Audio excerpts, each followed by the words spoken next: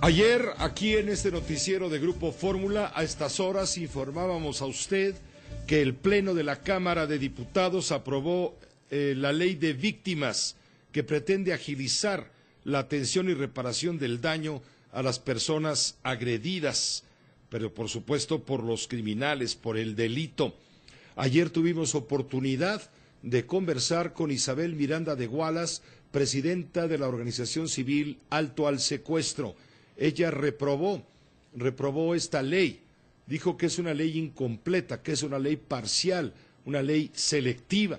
Hoy queremos dar voz al subsecretario de Derechos Humanos de la Secretaría de Gobernación, al licenciado Roberto Campa Cifrián, para escuchar su punto de vista sobre esto que aprobaron en la Comisión de Justicia de la Cámara que aprobó la Comisión de Justicia de la Cámara de Diputados, que llevó un dictamen al Pleno y que aseguró simplemente que va a permitir que las víctimas tengan acceso a medidas de apoyo y reparación del daño de manera inmediata, y se faculta a la Comisión Ejecutiva de Atención a Víctimas a ayudar en los gastos de transportación, atención médica y alojamiento de víctimas. Señor subsecretario Roberto, muchas gracias por tomar la llamada. Al contrario, Pepe, para mí es un privilegio y te agradezco mucho esta oportunidad de hablar con la gente que nos escucha. Muy buenas noches a todos. Muy buenas noches, Roberto Campa. La ley de víctimas va a poner en orden el mecanismo para reparar el daño de quienes son justamente quienes sufren por el crimen. Esa es la intención, Pepe. Me parece que lo primero que habría que decir, y creo que aquí hay coincidencia incluso con lo que ha planteado la señora Gualas, es que la ley vigente, que estará todavía en vigencia hasta seguramente la próxima semana, una vez que se promulgue la ley que fue aprobada el día de ayer, resultó ser muy deficiente, Pepe. Muy deficiente porque se diseñó un esquema de administración, un esquema de dirección de esta Comisión Ejecutiva de Atención a Víctimas, un esquema colegiado, y la realidad es que pues este modelo de dirección resultó muy poco eficaz. Tremendamente burocrático, dirías. Sí, caray, mira, se eligieron 7 personas y desde el primer momento hubo pues diferencias, enfrentamientos que complicaron mucho el trabajo de la comisión. De hecho, pues ahora que está concluyendo esta vigencia, quedan solamente 2 de esos 7 que fueron originalmente electos para la dirección de la SEAB. Entonces, hay un cambio primero en la manera como habrá de dirigirse la SEAB. Ya no será un órgano colegiado, será un comisionado único, un comisionado que habrá de ser propuesto por el Ejecutivo, por el presidente al Senado de la República, y el Senado, por mayoría de 2/3 partes, tendrá que ratificarlo. Y además la ley prevé también que tendrá que haber un proceso previo de consulta para que el Ejecutivo pueda hacer esta propuesta. Este es un cambio importante, porque una de las razones por las que desafortunadamente la comisión, la ley de víctimas, el esquema de atención a los derechos de las víctimas no funcionó, es este esquema que se decidió inicialmente para su administración. Y luego se han hecho cambios también que se consideraron tanto en el Senado de la República como en la Cámara de Diputados indispensables. Uno, por ejemplo, es la posibilidad de que se puedan atraer asuntos locales. Ayer la señora Gualas decía en tu programa que hay muchos estados que no tienen comisiones o que no tienen fondos. A partir de la entrada en vigencia de esta ley, la CEAP podrá atraer asuntos del fuero común, o sea, va a poder atraer asuntos locales, atenderlos en la Comisión Ejecutiva y después podrá repetir lo que tenga que erogar con cada uno de los estados. Esto es un cambio muy importante para las víctimas, Pepe. Y otro cambio muy importante es que estas medidas de apoyo que tú comentabas, hoy las víctimas tienen que sacar dinero de sus recursos, que muchas veces son escasísimos para atender estas necesidades. También se modificó la ley en ese sentido. Ahora la Comisión Ejecutiva podrá disponer de un fondo para que cuenten con este fondo las víctimas y después, naturalmente, comprueben que en la comisión estos gastos, y esto que parece irrelevante o que parece poco importante, resulta para las víctimas de la mayor importancia, Pepe. ¿Por qué? Porque las víctimas, y pongo solamente un ejemplo, las víctimas, por ejemplo, familiares de desaparición, pues son personas que dejan todo por buscar a sus familiares, son personas que normalmente se empobrecen a partir de esta realidad, y entonces obligarlos a conseguir dinero para atender estas ayudas y estos apoyos ha resultado pues también burocrático y revictimizante, y es un cambio que consideramos también muy importante en esta ley, Pepe. Una de las principales críticas que se hizo o se ha venido haciendo a la ley de víctimas antes de la reforma aprobada ayer en el Pleno de la Cámara de Diputados señalaba que la ley estaba privilegiando a quienes violan la norma y está dejando en el olvido a quienes deberían ser los principales beneficiarios, que solamente se atiende a las víctimas cuando las víctimas hacen escándalo en los medios de comunicación o se trata de mexicanos cuya personalidad causa alto impacto en los medios, pero que el ciudadano de a pie, común y corriente, no goza de esos privilegios, y sí, en cambio, los verdugos son, que suelen ser a veces y con frecuencia víctimas de la autoridad, tienen derecho de piso. ¿Por qué? Porque con cualquier mínima violación a sus derechos humanos inmediatamente reciben reparación del daño y en algunos casos hasta la libertad, porque el gobierno tiene miedo de que lo señalen fuera de las fronteras y aún dentro de que es un violador de los derechos humanos. En realidad, Pepe, la ley no distingue entre víctimas de delito y víctimas de violación a los derechos humanos, pero yo creo que es importante explicarle a la gente que nos esté escuchando que la víctima de una violación a un derecho humano es víctima de un delito que comete el Estado. Correcto. La diferencia entre una víctima de delito y una víctima de violación a un derecho humano es que en el segundo caso el perpetrador es un agente del Estado, y siendo un agente del Estado y teniendo la responsabilidad, por ejemplo, de garantizar la justicia, pues hay cosas que no puede hacer aunque sea un representante del Estado o porque es un representante del Estado. Nada justifica, por ejemplo, que con el argumento de aplicar la ley se viole la ley y se torture o se ejecute extrajudicialmente o se desaparezca. Esas son las violaciones a los derechos humanos. Son delitos porque son también conductas típicas, antijurídicas, culpables, imputables y punibles, pero el responsable, el perpetrador, es un agente del Estado.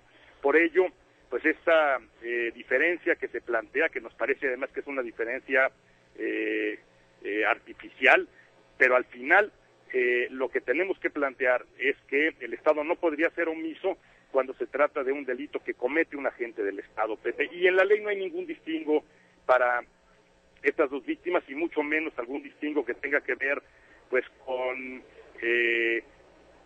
información en medios o cualquier cuestión de este tipo. Tienen exactamente los mismos derechos. Claro, pero se ha leído que la ley de víctimas, cuando menos como estaba hasta ayer, ha permitido reparar el daño a quienes hacen daño, aunque los agraviados queden sumidos en pantanos de injusticia. Entiendo muy bien.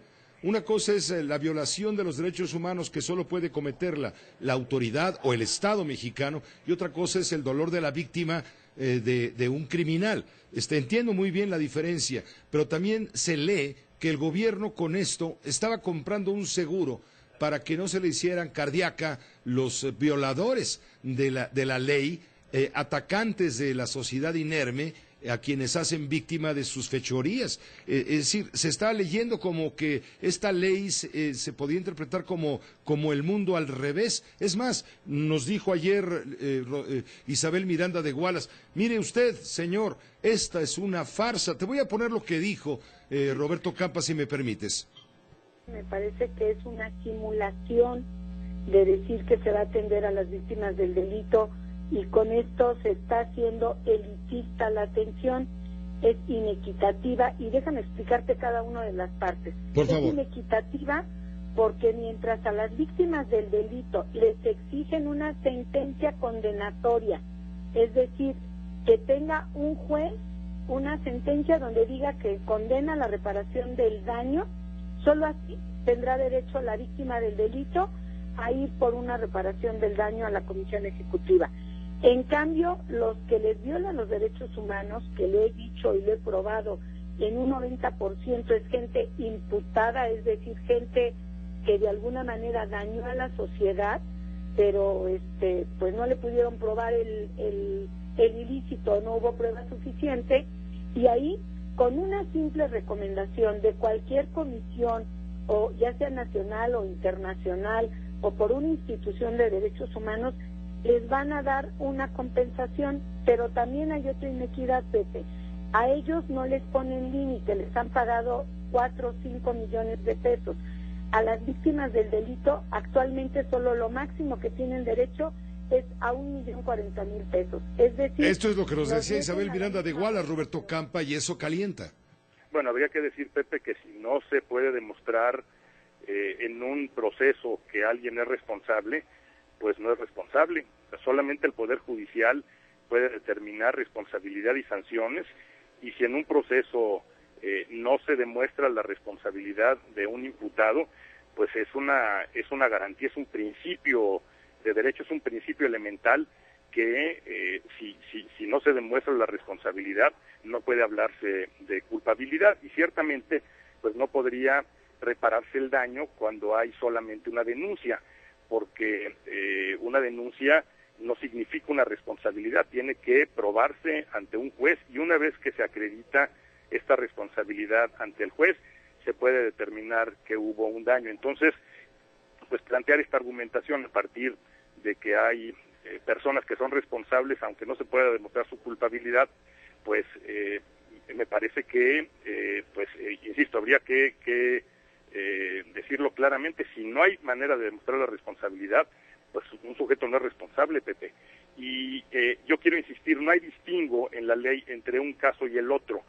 En un caso se trata de que haya necesariamente una sentencia, y en el otro caso una recomendación de un órgano no jurisdiccional como es la Comisión Nacional de los Derechos Humanos, y es solamente a partir de estos supuestos de ley que puede repararse el daño. La ley que fue aprobada el día de ayer tiene ventajas muy importantes para las víctimas de delito. Esto que yo comentaba, Pepe, la posibilidad de que pueda pagar asuntos del orden común implica una ventaja, sobre todo para las víctimas de delito. Hasta hoy la CEAP ha pagado muy pocos casos, Pepe. La CEAP ha atendido alrededor de 155 casos. El promedio de lo que ha pagado la CEAP a víctimas de violación de derechos humanos son alrededor de 576,000 pesos. Le ha pagado a alrededor de 130 personas, y la suma total de lo que se ha pagado por este concepto son alrededor de 75 millones de pesos, esa suma. El monto que se ha definido como tope para las víctimas de delito, que ha mencionado la señora Wallace, es un tope de alrededor de 1 millón de pesos. Es una cifra suficientemente alta cuando se trata además de una responsabilidad subsidiaria, porque a diferencia de una víctima de delito, el responsable de la comisión, en el caso de una violación a un derecho humano, es el Estado, y por ello el Estado tiene una responsabilidad mayor. Roberto Campa, te agradezco mucho la oportunidad de escuchar el punto de vista del gobierno federal a través de tu subsecretaría de Derechos Humanos de Gobernación respecto a este tema que sin duda interesa mucho a quien nos favorece con su atención.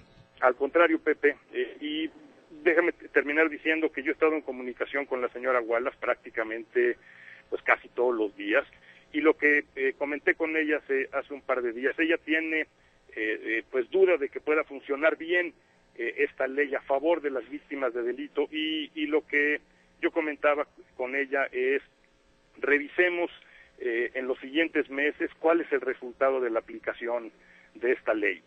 Si advertimos que hay elementos que deban fortalecerse o modificarse, hagamos estas modificaciones. Lo que tenemos claro hoy es que la ley vigente es una ley que por distintos motivos no atendió a las víctimas, no funcionó.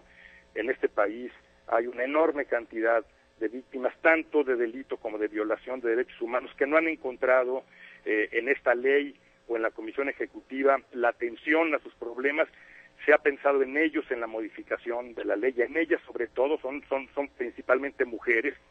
Veamos cómo opera la ley. Si advertimos que hay necesidad de una revisión más adelante, pues hagámoslo en una relación de buena fe. Así hemos trabajado con el legislativo, con senadores y con diputados, y yo estoy convencido de que hay toda la disposición para garantizar que tengamos una ley que realmente atienda a las víctimas en este país. Es una necesidad porque hay mucha gente que requiere y que tiene derecho a estas atenciones, Pepe. Gracias, Roberto Campa. Muy buenas tardes. A las órdenes, Pepe. Muchas gracias. Gracias. El subsecretario de Derechos Humanos de la Secretaría de Gobernación, el licenciado Roberto Campa Cifrián.